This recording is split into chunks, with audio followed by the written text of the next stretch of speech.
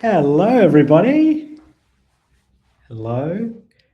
Thanks for joining us today for what will hopefully be a very insightful conversation. So as people stream in, I'm just going to say hello.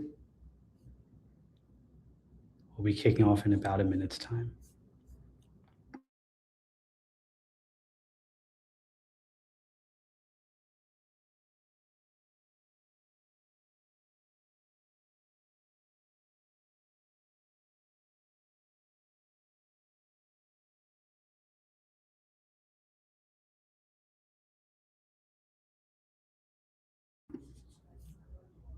Okay, welcome. All right, so Kelly's posted in the chat. Kelly from Mana has posted in the chat. So feel free to engage with us that way throughout the day. Today, you're joining us for a conversation and joining me for a conversation about rethinking child safety together.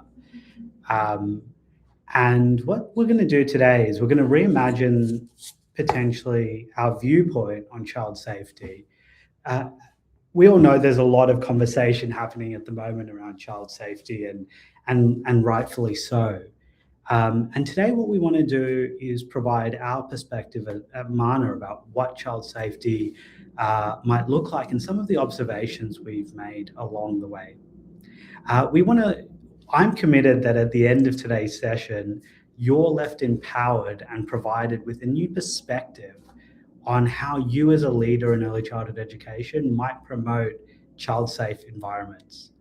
And so before we kick off, I just want to acknowledge, pay my respects to the traditional custodians of the land that we work and live on, honouring our elders past, present and emerging. We respect the deep connections Aboriginal and Torres Strait Islander peoples have with the country and commit to learning from their wisdom as we build our future together. Now, just a bit of housekeeping before we kick off. We're really excited to hear your questions today. This today is going to have a bit of a different format for people who haven't been to our webinars before. We're going to have a bit of a different format today. Today is going to be quite introspective and reflective. So for those of you who are expecting to come here and not do anything at all, I'm sorry, you're going to have to do something. Over there with you, you're not going to have to take yourself off mute or contribute if you don't like to. But to get the most value out of today's conversation, I recommend that you engage in the reflective questions that we go through, that I'm going to pose as we go throughout the content today. Now, if you do have a question for me, please feel free to throw it in the chat. Kelly may be able to respond to it herself if she thinks that we all ought to discuss it together. She'll bring that up and I can answer that for the whole group. So let's kick off then. I just want to start by acknowledging who we are at Mana. So at Mana, we're an organization that's set out to ensure that every child has an extraordinary start to life. Some of you may know who we are, some of you may not know who we are, you may know our products and services. All of those kind of things don't matter. I think what's really important to understand is what we stand for, and we're committed that every child has an extraordinary start to life. And just a little bit about me, I started Mana. I've been in the sector for 30 years, believe it or not. And just some of my, I've played every role in the sector. I've been a maintenance man, an educator, a teacher, 2IC, centre manager, area manager.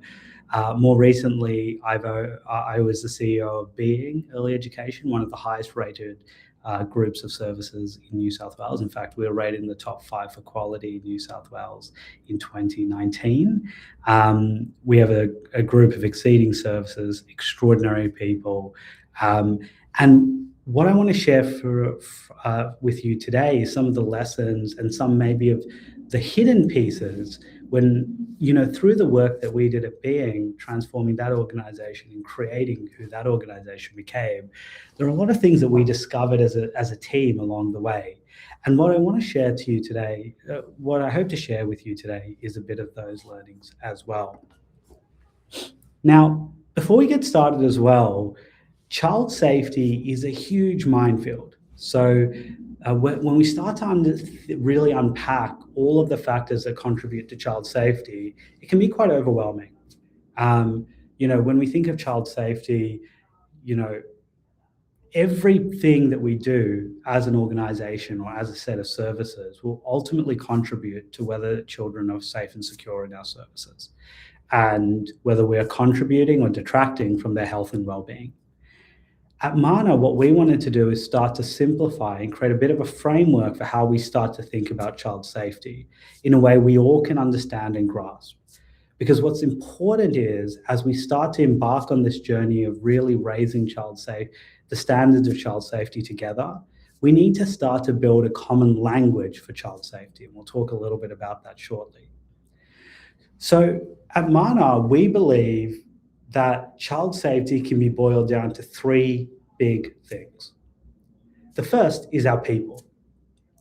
And when we say our people, what we mean is our people, our educators, our centre managers, our educational leaders, our CEOs, our head office and support teams, all of the people who surround the child that ultimately create the outcome for that child, who ultimately create their future. That's what we mean when we say people. Now, when we say people, what we're not saying is that it's the person's fault or it's their responsibility. But there's a whole world to explore for us around people, and that's what we're going to spend the most of our time on today. In future webinars, we're really going to start to unpack policies and places. So policies is not just the written document that we have that we shove in the drawer. It's the embodiment of those principles as lived and breathed across our organization. What can we see in what we've committed, the commitments we've made with each other? What can we see in those commitments across all of our fellow people, our fellow educators, our families also sign up to our policies, as well as our children. And places talk about the physical spaces in which children are grown and nurtured. And so, of course, the place in which a child is created will have a vast and significant impact on their ability to be safe when they're in care with us. So, as I said, today we want to explore people, but we want to explore people from a very specific perspective. Because all of you here, and I'm going to posit something, I'm going to assert something actually. Every person here knows what it takes to keep a child safe. We all know the work that ought to be done and needs to be done to support the health, well-being, and ultimately safety of a child. However, for some reason, the gaps that we feel emerge in our services emerge despite us knowing what it takes to keep a child safe. And the gap between what we know to do and what actually happens is the space that I want to play in today. So you can go to another webinar and you'll be taught, hey, here's how you do a sleep check. Here's the regulation around, sleep in various, here's the regulations around food safety. That all exists out there, okay? Very easily accessible for anyone who uses AI tools. You can just prompt ChatGPT and in 20 seconds, you can get a list of all of the best practice processes when it comes to this space. But what we find the gap in, where we find the gap, or where we see the gap, is how we translate what best practice looks like into actual practice. And so that is the act of leadership. And so today, as you can see with the name of this webinar, when we are looking to rethink child safety, what we want to do is bring in the lens of leadership. We want to ask ourselves the critical and sometimes hard questions about our own leadership and our own leadership effectiveness at bringing these things to life. And hopefully, not hopefully, I'm committed actually, by the end of today, you'll have a brand new view of how you as a leader can go out there and support your teams in bringing your child safety vision to life. But to do that, we have to understand that that's the gap. See, the gap isn't the gap isn't your knowing of what it takes to make a child safe. Look, you'll know something about child safety. You might know that we have sleep checks. We are required by law to have sleep checks at specific intervals. We're required by law to have specific food handling policies and procedures. And you may know all of those, or you may not know that you know them, but you know that you can find out the answer to that, right? You can find out the answer by researching it on Google. You can research on ChatGPT, etc. So the answers are available to you. Again, the place I want to play in today is when you have the answer, or for those of you who have the answers, why are we still as a sector, and when I talk to leaders across the sector, a lot of us have the answers in knowledge, but we're unable to translate that into practice. And so what I want to ask and want to engage in is a reflection together today, a really authentic reflection, hopefully, around what it might take to bring some of this practice into reality.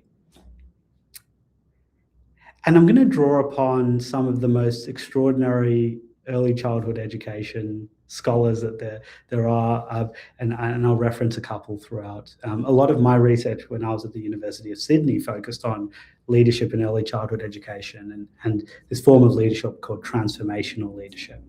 And so we'll talk a little bit about that today as well. So yes, it is a leadership discussion. We are going to be talking leadership. We're not going to be focusing so much on the knowledge side of things. We're going to be focusing on some of the softer side of things. But my commitment is that you're going to get value out of this session by really focusing on the place that a lot of people ignore. And the way that I'd like to unpack that together today is through a reflection. If anyone knows Mana, you know that we love a good reflection. We believe that reflective practice is part of growth and development. And so what I'd love for us to do together today is unpack this idea of leadership potentially being the thing that's missing. And the thing that if we added, if we could really transform how we lead in early childhood, we could support child-safe environments. So I'm going to ask you a question, and we have a series of questions as we go throughout today. Here's how I'd like for you to engage in these questions.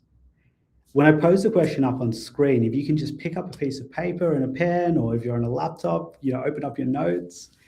And I'll usually give you about a minute or two to answer this question. Now, look, you'll get a lot of value out of this if you just listen along, but you'll get more value if you engage in it because it becomes true for you. So my recommendation is absolutely go ahead and answer this question for yourself.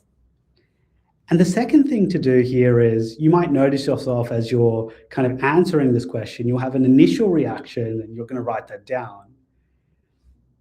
But I would encourage you to not stop the inquiry there. Maybe let your brain tick over a couple more times and see if your answer changes. Does anything evolve? Do other words come out that you might want to write down? Are you starting to now grapple with, there's two things that we need that are the most important thing? Let's get into the question, but you'll see it happen. But really sit with the question, and that's why we want to leave it open for a minute or two to allow you to kind of sit with it. And then once you've actually had an opportunity and you're like, this is my answer, we'd love for you to share that over the chat. Now, you don't have to do that, but it would add value, I think, for you and also for other participants on the call as well. So the first question I have for you today is this. As a leader, what is the most important thing when it comes to child safety? What is the most important thing? Okay, so we're going to spend about a minute now. So just get a piece of paper and a pen, and I'll shut up.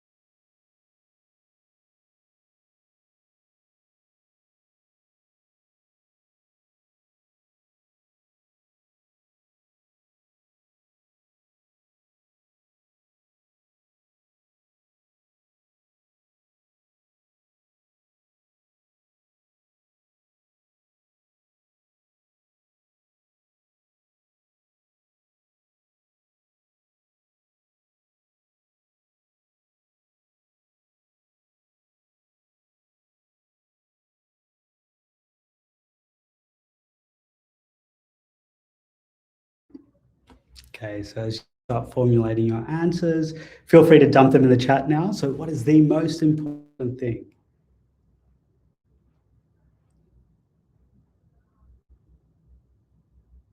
And there's no right or wrong answers, don't worry.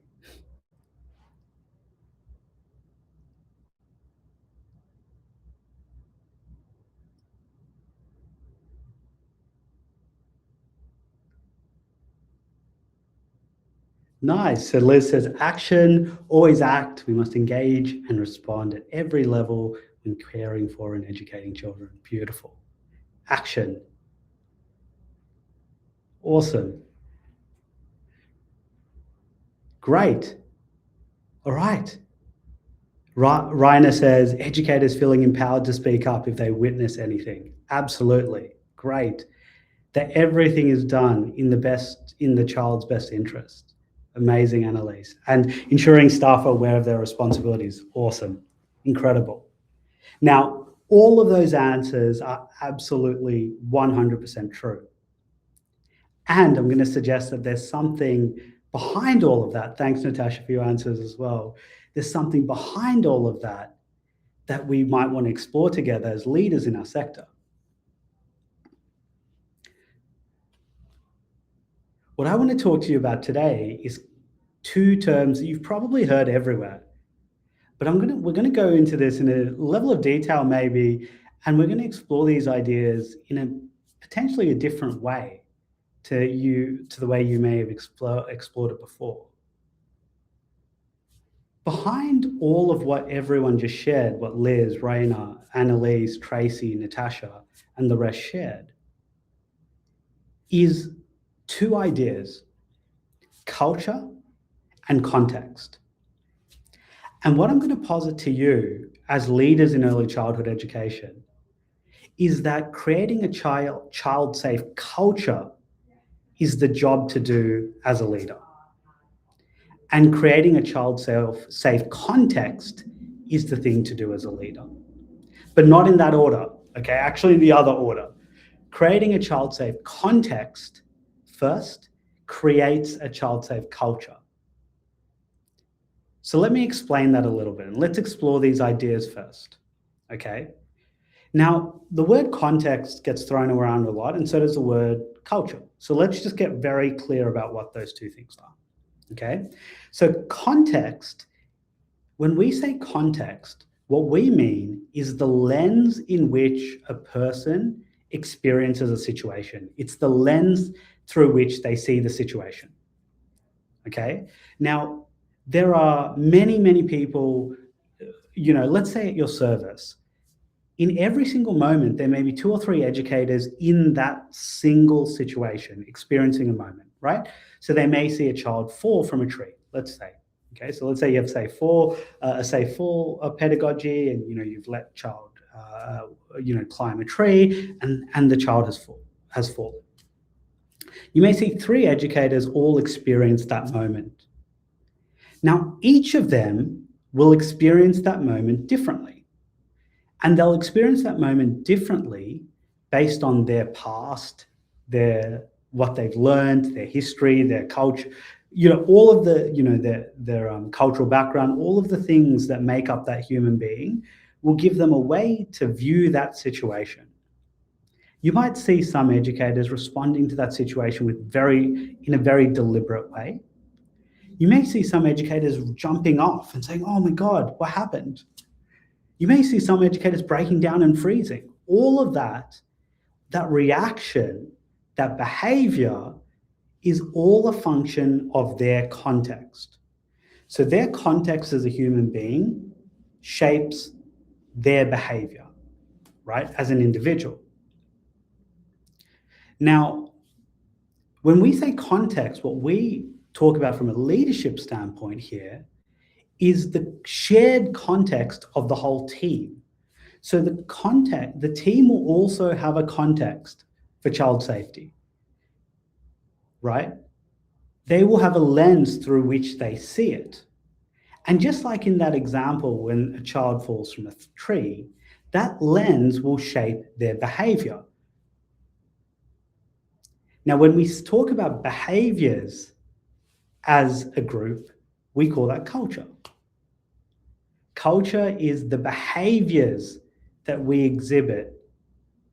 The culture, the values, etc., are exhibited in the behaviors that we exhibit as individuals.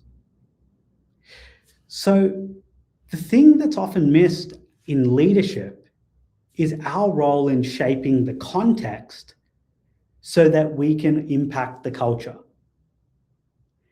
And so let me say that again, right? The thing that's often missed is our role in shaping the context so that we can shape the culture, right? Shaping the context, shaping the way our team views things will shape how they behave, right?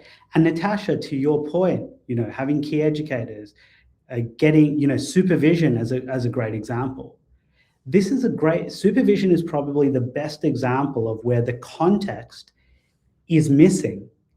And so the behavior is that educators don't actively supervise children, right?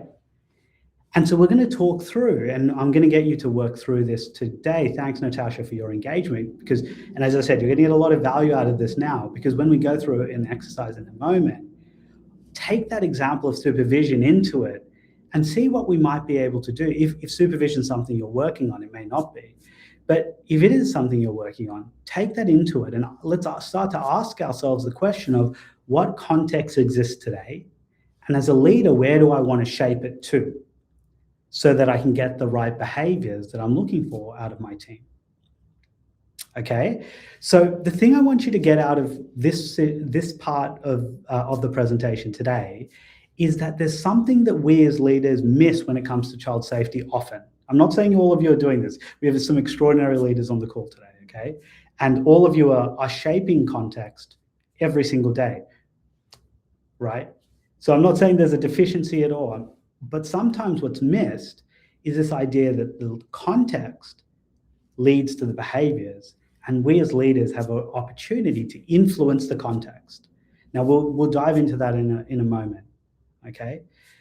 Now, I'm just going to pause there. If there's any questions, please feel free to throw that into the chat. Otherwise, we'll move on.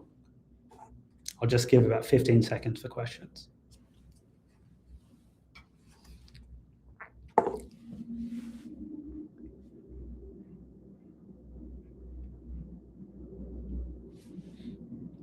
Okay, great. All right. So now, with everything we've shared, with everything we've discussed today to now, I have a second question for you, and we're going to spend about 2 minutes on this, okay? And again, there's no right or wrong answers to this. The idea here is to really start to pull out what your current ways of thinking about this are, and then maybe look at whether or not we can take a different perspective to it. So the second question I have for you is, how can I, i.e. you, how can I as a leader create a child-safe environment? So that's the inquiry we have now. So given what we've just discussed, how can I actually go and create a child-safe environment? All right, so I'll just put myself on mute for about 90 seconds and let you start to explore that inquiry.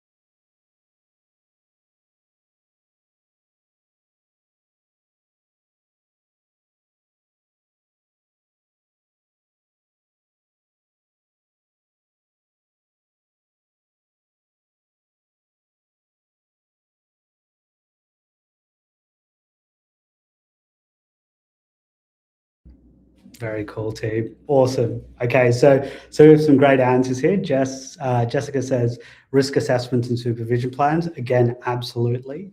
Natasha says communication. Absolutely. Megan says lead with child safe practices, embed child safety practices, and monitor and take actions if those are not followed. Absolutely. And Liz says the lens and context must be founded with a vision of what child safety means / looks like. Absolutely. All of these things are true. Okay. Now, for Jess, Natasha, and Megan, the one thing I'm going to say for you is consider that those are the activities to do. The activities to do. And Hashpreet has just said regular meetings and professional developments. Absolutely. So all of these things are true, right? So those are the activities we have to do from either a compliance perspective, from a leadership perspective, etc. But consider that ultimately your job as you're doing those things, so as you're doing a risk, so let's say I'm putting a risk assessment together, for our safe for safe risky play activity that we did with the falling tree earlier. Now, absolutely, we can put the risk assessment together.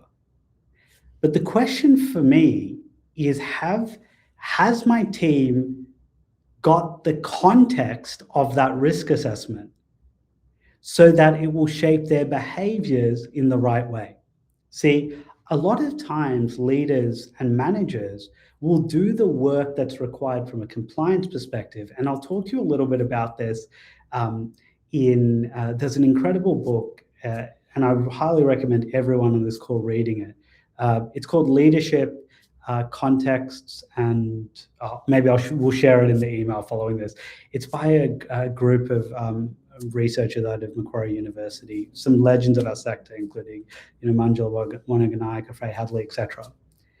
And they talk about the different zones of leadership that exist in early childhood education. So there's 6 or 7 different zones. There's compliance, there's pedagogical, there's administrative, all these different areas that we're responsible for, usually as center managers or leaders in an early childhood organization, right?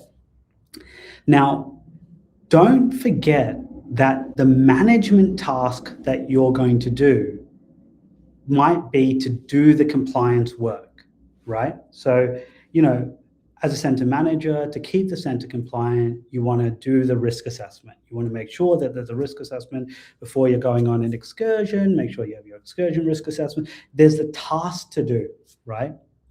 But above the task, so those sit in the level of behavior. But above those tasks are the context that you set around those tasks. So when doing a risk assessment, a lot of the time, and in the NQF, we talk a lot about collaborative practice, right? And embedding and all these ideas. But, when we think even of collaboration, it's not like you need to collaborate on everything with everybody, right? That's not the piece. But when you're doing a risk assessment as an example, the question I have is, do my team really understand the risk assessment? And what context do they have around a risk assessment? And we'll talk about this in a second. But what's the context that they have for this? How are they operating around it? Do they think of the risk assessment, for example, as a piece of paperwork that we have to do to stay compliant? Or do they think of the risk assessment as a really important reflective tool that we use as a team to ensure we're keeping children safe? Now, can you see the difference between those two perspectives on the risk assessment, right? And there's heaps of different perspectives in the middle. Now, a lot of the time as leaders, what we do is we spend time just getting the compliance work done so we can stay compliant. But we forget to attend to the context. See, I can always put a risk assessment together, and nowadays it takes minutes to put a risk assessment together. Again, using ChatGPT, you can do it, right? Really quickly. But our team doesn't have a child-safe context now around the risk assessment. Putting a risk assessment together and giving it to the team doesn't guarantee that they're going to have a child-safe context around the risk assessment. And this is where leadership plays a role, right? This is where all the people on this call it's your responsibility to start to, in our view, this is the, sorry, not responsibility, it's your opportunity to shape how they see the work. Okay? And let's just do that again with the risk assessment, right? The existing context for the risk assessment might be it's a compliance thing that we need to do to stay compliant. That's what we as a group, in your center, let's say in your center, you may have this thing where, oh, we just have to do it because, before we do something, before we do anything, it's a compliance thing, it's an insurance thing, we need to make sure we've done a risk assessment, right? And if that's the context that your educators are operating from, then their behaviors would be, oh, it's just a piece of compliance and paper. I don't need to take it seriously, right? Can you see how if my context for the risk assessment was compliance, paperwork, then my behavior would be, it's not that important, ignore it, like it's like junk mail, right? It feels like junk mail. Yeah, oh, it's another piece of paperwork. However, as a leader, imagine you as a leader set the context with your team and spend the time setting the context with your team about the importance of risk assessment for child safety. What that might sound like, let's just model that. What that might sound like is, hey team, before we do something from a compliance perspective, we need to put a risk assessment in place. However, more importantly, the risk assessment is a really powerful reflective tool that's going to allow us to think about all the things that might go wrong and then ensure that we're putting things in place so that the child or children remain safe. Now, team, do we care that children remain safe? And they may say yes or no. They'll probably say yes. If they say no, you probably have another problem. Okay, cool. So how about we work on this together, team? And again, I'm modeling still. How about we work on this together so that we can ensure that if we do that experience, that activity, whatever that looks like, the children can remain safe. Now, can you see the difference in those two ways of me as a leader setting the context for the work that's to be done? And so this is the thing that we believe at Mana. It's subtle, but this is the thing that we believe at Mana is really missing when it comes to child safety. We can do a risk assessment, but that's not necessarily going to have it alive for people. Their context around it might be it's a piece of paperwork versus it really being embedded as part of the child safe ideology that you as an organization leader bring to the center. Now, setting context and setting great context takes time. And this is a real challenge for our sector. I fully get that, right? And this is not something that leaders, even the greatest leaders, will be able to accomplish overnight. But it's something to just, and what we want to help you with today is really thinking about the context you're setting around the work that we do and seeing how that is translating to the behaviors you're seeing. So let's say you're having a challenge with supervision, and we're going to go through this in a moment. I want you to ask yourself, what context am I as a leader setting that leads to this set of behaviors around supervision? Because no matter whether you like it or not, you are setting a context as a leader, and that context you are setting is what's leading to the outcome. That is undisputable, okay? So some of you might want to resist this idea. But the thing I'll challenge you with is it's undisputable that the context that you set as a leader is what gives the behaviors you see from your team. And the empowering place for you to stand as a leader is that I can change this context. If I change this context, I will then see a set of new behaviors. Okay? So let's explore this a little bit further now. So what does setting context look like in practice? So I'm just going to put this up now. I'm going to hide my stream for a moment. So don't.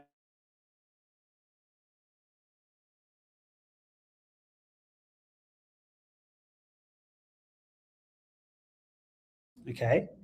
Ooh. We came back. All right. So what I want us to do now is spend a moment and I'll walk you through this, to identify some opportunities or challenges that you're having when it comes to child safety. And what I want you to do is, in those gray boxes under challenge and opportunity, write down 3 challenges and opportunity. I'm going to get you to do this yourself. Actually, sorry, before we do that, let me explain this, okay? So if the context we set as leaders when it comes to child safety is what's giving the actions that our team is taking. So the actions that our team is taking, I know that's a hard pill to swallow, right? But I'm going to assert that the actions that your team are taking are a result of the context that you're setting as a leader, the current context, okay? So if we want to change something, we've got to now work. My argument to you is to start to work on the context around it, okay? So let's use an example to see how you might use this tool in action, okay?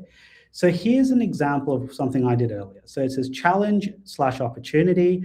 Our team doesn't do sleep checks consistently, okay? So, in my nursery room, we have a policy of doing sleep checks every 5 minutes. And, they barely, they do it every 10 minutes. Sometimes they don't check for breathing. They just, it's a mismatch. Okay. Now, what we want to do next in the orange box is identify what the current context is. Now, the only way you get value out of this is if you're really authentic with yourself. Okay. Because, to be honest, the reason why my educators think that, we shouldn't do sleep checks is that they just think of it, and I've written it there, it's just paperwork. It's just paperwork. Doesn't matter. It's just paperwork. It's only important for A&R. Why don't I just do it afterwards, right? I don't have to do it now. I can maybe do it in my break. Yeah? That might be their current context, okay? And so to kind of fill in that orange box, you might have to just think about what they're thinking, okay? Sometimes, and a really good way to do this is to ask them, hey, can I just get, can I just ask you something? When we do sleep checks, what do you think about those? Like, are they important? Are they not? You could ask them questions, and that will help you fill in the box even better, right? But once you've identified their current context, their current lens, their current thinking, the question to ask is, what, as a leader, would you want that context to be? And what context do I, as a leader, want to set? So an alternative context, in this in these purple boxes, it all should say alternative context, which, or you can even call that future context when you're writing it down on your side. A sleep check done well could save a child's life. I mean, that's why we do sleep checks, right? Sleep checks are done to reduce SIDS risk, to ensure that children are not put in positions where, they're unable to respirate and breathe properly, et cetera, et cetera. The reason we do sleep checks is to ensure that children are safe when they're sleeping, and they're extremely vulnerable when they're sleeping, right? So that's the context now as a leader I want to set, okay? And now imagine I do that effectively. Do you think my educators would skip sleep checks if in their head they really believed that sleep checks were saving children's lives? I mean, if they did do it, then they're probably a psychopath and should be in the sector, right? So that's another good indication of that, right?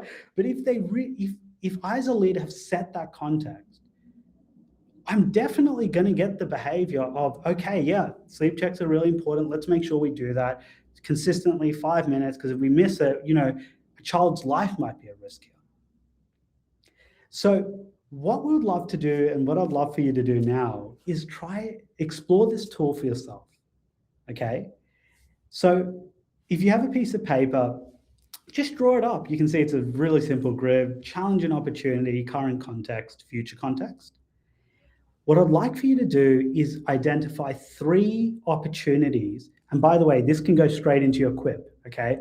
For those of you, who want to double down PD and documentation and compliance and exceeding ratings and all the rest of it, this can go straight into your quip. identify 3 challenges/opportunities when it comes to child safety. It might be sleep checks, da, da, da. Try and be specific, though. The more specific you can be about the current state, the more powerful it becomes for yourself as you go through that reflection. Then just hypothesize what's the current context. Just like, what are my current educators thinking about this? What's their current context? What's their current lens? When they go into that situation, what are they thinking? Now, the key here is not to project your way of thinking onto it. Try and get into their shoes and think about how they're thinking, because that's what you want to influence, right? You want to influence how they're thinking, but in order to do that, you need to think about what they're thinking about, right? So give that a go and write down, for those 3 opportunities, the current context. And after you've done that, at least for one of these examples, I'm going to give you 2 minutes to do this. For one of these examples, start to identify a future context for this. Try, and when we talk about future concept, what I want them to be thinking about this in future. Okay. So if they're currently, for example, thinking, sleep checks are just paperwork, the future way I want them to think about this, the future context for this that I want to set as a leader is sleep checks are important to making sure we keep children alive, right? Because it's a high risk time during their time with us, right? So whatever that is, okay? All right, so we're going to spend 2 minutes on that now. And once you've had a go at that, once you've done one all the way through, I'd really encourage you to share, okay? And you can share through the chat.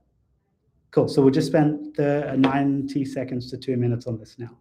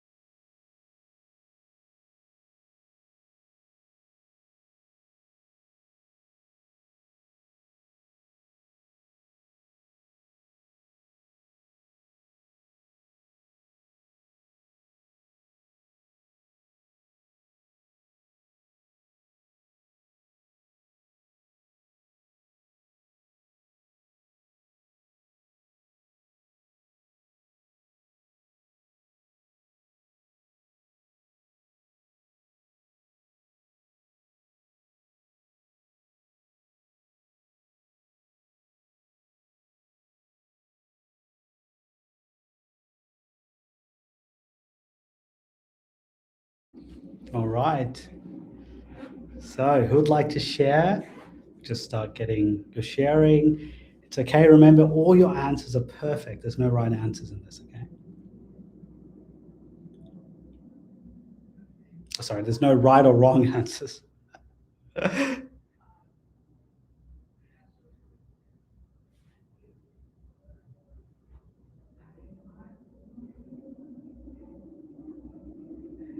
I fully get this. If this is a lot to write as well, okay? And there's probably some deep reflection involved in that. So we'll just give it another 20 to 30 seconds for people to share their responses now.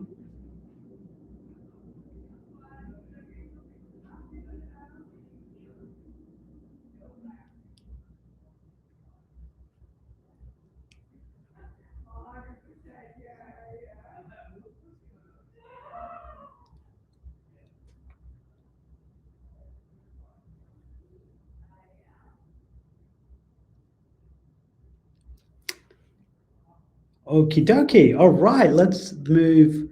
We're going to keep going. I don't think everyone's had time yet to write it all down. That's completely fine. Feel free to send it through at any time during today's session, or even send it through to us later. We'd love to chat about it. This is a tool I used to use at Being. Nice work, Rainer. For us, children self-serving. So what a great opportunity. Yeah. Current context, too much work, takes too long, it's messy. Yeah, that's such a great example. Progressive meals, self-serving, all of these kind of less structured meal times which we know support children's self-efficacy, autonomy, ultimately make them understand more about their own well-being, requires a little more mess, a little more patience, right? Which is very interesting. An empowering Rhino, really keen to get from you as well what an empowering a future context for that could be, right? That's a really cool one. Yeah, nice. Signing in and out. Yeah, too many educators trying to do the tasks, too many tasks to do as well, supervision during meal times. Yeah, nice, Megan. Great. So what I'd recommend for you to do with this little tool here is to put all of those as challenges and opportunities and really start to dive into what the current context for your team might be around that. And then use that to then think about as a leader how you might be able to shape the future of those, the way that everyone thinks around that in the future. Okay, very cool, team. All right, now here's some things that we think are really important for you to also think about as leaders in our sector. Okay, now we actually believe that these three things have a outweighted impact on our ability to keep children safe and well. Okay, and the three things that we think are really important for us to really work on with our team is firstly, professional identity. Professional identity, seeing ourselves as professionals. When I talk about educators in our sector, I usually use the word teachers. I just don't like this idea of creating a different form of language, because ultimately a child doesn't care if we're working towards a Cert 3, we have a Cert 3 or diploma, whether we have a master's or a PhD, a child doesn't care. What a child gets from us is a person shaping their future. And that is a teacher, whether it's a tertiary qualified, PhD, working towards, we're all teachers, just different qualified teachers.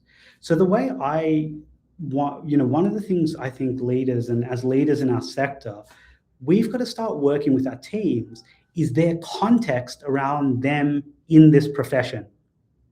See, a lot of educators show up just for a paycheck, just to do a job, just as shift work. We have hundreds of educators at our services. Many of them think of early childhood education when they start as like something to do outside of instead of being at Coles or Woolies or Bunnings, right? Instead of a retail job, they go into childcare, because they like playing with children, right? And that's fine, of course, when you come into the sector, that might be okay. But if we really want to keep children safe and create great outcomes for children, those people that we take on as leaders, we have a responsibility to help them shift their view, their context for what early childhood actually is. Early childhood education is the most important form of education. They're more important than a university lecturer, than a teacher in primary or secondary school. We have to help them see that. We have to help them understand the importance of the work that we do, ultimately because it has a disproportionate impact on the children that we serve's lives. And so these kind of conversations are fundamentally important in reshaping that context. And trust me, when people see the importance of early childhood, a lot of things change for them as an individual, right? They show up very differently to work. Their behaviors shift, yeah?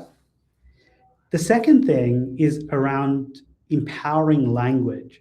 Now, when I talk about empowering language, I don't like to be a language demon, like a lot of people, hit people across the hand metaphorically. Don't use the word kids. Like we at Mana don't believe in having a negative view on this. Every person in our sector wants what's best for children. I mean, not everyone, but most people in our sector want what's best for children. And they want to make a difference in the lives of children. And everyone's on a different stage of their development, right? So when someone uses the language like kids and we support them in seeing that maybe the word child is more empowering for X, Y, and Z reason, we're supporting them going, it's again, shifting their context about the importance of all of this, right? And, doctors have very specific language when it comes to being a doctor. Lawyers have very specific language when it comes to being a lawyer. And teachers like us have very specific language when it comes to being a teacher. And we've got, using that language will also support and empower and raise our own appreciation, change our context for the work that we do. And the last one is teaching capability. Not many people think or even see themselves as teachers in our sector. Now, on top of that, teaching is very difficult. It's cognitively challenging, and in early childhood education, early childhood development is extraordinarily complex. Yet, we're responsible for these children, and it's our responsibility as teachers to really absorb and understand the early years and early childhood development. And we also want to work on setting that context with our teams as well. Because, again, if they see themselves as babysitters, they're doing documentation just to do it for compliance versus, really doing it to support a child, then we start to, again, the context aren't aligned with the outcomes we're trying to create. I'll end that tirade there, okay? Great. So the question is, what role can I play? Now, I'm going to stop sharing myself because this is a slide that Mana has in its culture deck. We have a slideshow on Mana's culture with all of our culture principles.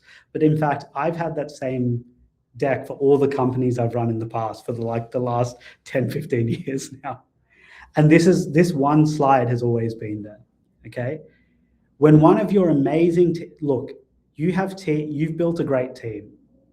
They may be at different stages of development. Look, some people, actually, let's be honest, some of them may not be right for our sector, in which case you're going to deal with that as well.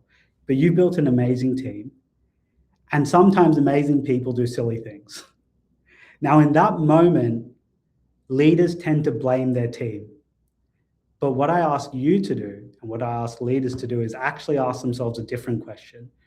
If those behaviors that we saw were created from the context that you set, then really the question you should be asking is, what context did I fail to set with that person that had them behaving that way? And that's going to be more empowering to you as a leader than just blaming our team for not getting it, yeah. It's what context have I failed to set? Okay? All right. So that's it for me today, okay? Hopefully out of today, you're left with the power of context, the lens in which our team sees the work that we do, and how that shapes the way that they behave in relation to the work. And I hope you can see why this is so important when it comes to child safety. We are not going to solve the child safety issue by doing more training on how to do a damn risk assessment. We only can we can only shift the child safety. We can only solve this if we can shape our people to really see the importance of the work they do in the context of child safety. And that is the job of leadership. Your job. Okay? Awesome. So, with that being said, we now have about 5 minutes for Q&A. But just before we kick into Q&A, I just want to, we have the incredible Jess Langford presenting being part of our next webinar. She is one of the most extraordinary leaders in our sector. And she's a strong advocate for Montessori. For anyone who knows or uses Montessorian pedagogy or who is interested in understanding more about Montessorian pedagogy, please come across to that webinar. It's going to be amazing. You can just press that button now to register. Feel free to send it to your friends. All of these are free. We do these webinars as an act of service to our sector. We want to raise the bar and raise quality within our sector, and sharing these ideas is part of how we want to do that. So please feel free to have them come along. But we'll just leave that up there. We also will have a survey coming out just to get your feedback on the session to see if this was valuable. Every bit of feedback you give us, we review, and it helps us become better and do these better. So we really appreciate you taking the time to give us feedback as well. Okay, but we have an opportunity now for about 5 minutes of Q&A. So feel free to just throw any questions that you have into the chat. and I'll be more than happy to answer them on anything we covered today. We have Megan just shared, I'm a trainer and assessor, and I will use this with my students to have them reflect on this too. Oh, that's wonderful, Megan. Awesome. Awesome. You can also give them this webinar. This webinar also, we'll share the link afterwards. Feel free to just, have them attend this webinar and view it. And yeah, that will be available to them. Okay. And Raina says, thank you so much. Changed a lot of things I'll be approaching next as a leader. Wonderful, Raina. Thank you. Thank you for that feedback. I'm glad we've had an impact.